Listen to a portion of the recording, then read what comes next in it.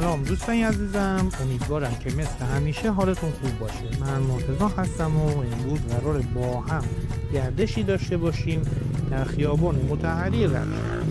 امروز جمعه 16 آذر ماه و ساعت حدود 6:30 غروبه.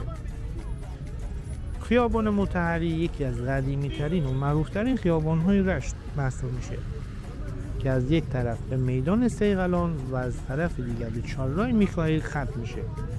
دسترسی این خیابان به مقبره خواهر امام که بازارچه آنتیک فروشی و لوازم دست دوم در اون قرار داره و همچنین بخش مسگران بازار رشت که انتهای بازار رشت هم محسوب میشه، اون رو به یک خیابان معروف و پرطرفدار تبدیل کرده. وجود دستفروش ها با بساط هاشون در تایم های غروب این مکان رو به یک بازارچه متنوع از وسایل با قیمت های مناسب تبدیل میکنه. قبلا ولاگی از قدم زدن در خیابان های معلم رشت، خیابان و محله منظریه و محله گلسار رو در کانال قرار دادیم که در پلیلیست مربوط به شهر رشت کانال ما به همراه بسیاری از ولاگ های دیگه از جاهای دیدنی شهر رشت به اونا دسترسی پیدا کنید. لینک پلیلیست شهر رشت رو براتون در قسمت توضیحات این ویدیو قرار دادم. اگر شما هم مثل ما به دیدن زیبایی های استان گیلان علاقه دارید، حتما کانال ما رو سابسکرایب کنید. در ضمن در کانال آشپزیمون هم آموزش انواع غذاهای گیلانی رو در محیط روستایی برای شما عزیزان قرار میدیم. لینک اون کانال رو هم براتون در توضیحات ویدیو قرار دادم. خواهشاً با لایک‌ها و کامنتاتون ما رو در مسیر بهتر شدن حمایت کنید و برامون بنویسید که دوست دارید از کجای گیلان زیبا براتون ولاگ تهیه کنیم. در روزهای یک شنبه و پنجشنبه هر هفته در این کانال ولاگ جدید قرار داده میشه. امیدوارم که از این گردش لذت ببرید.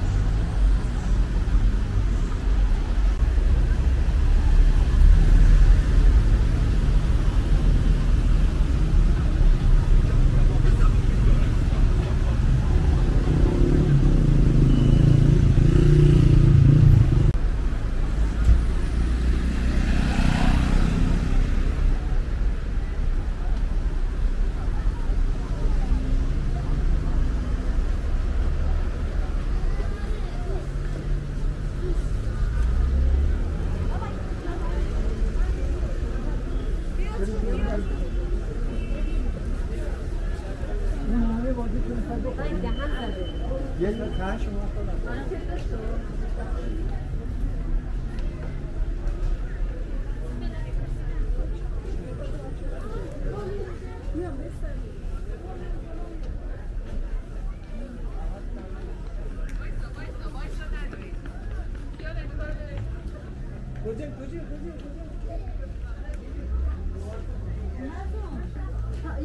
يا خلف فيما بقى دي ولا منو فهمیه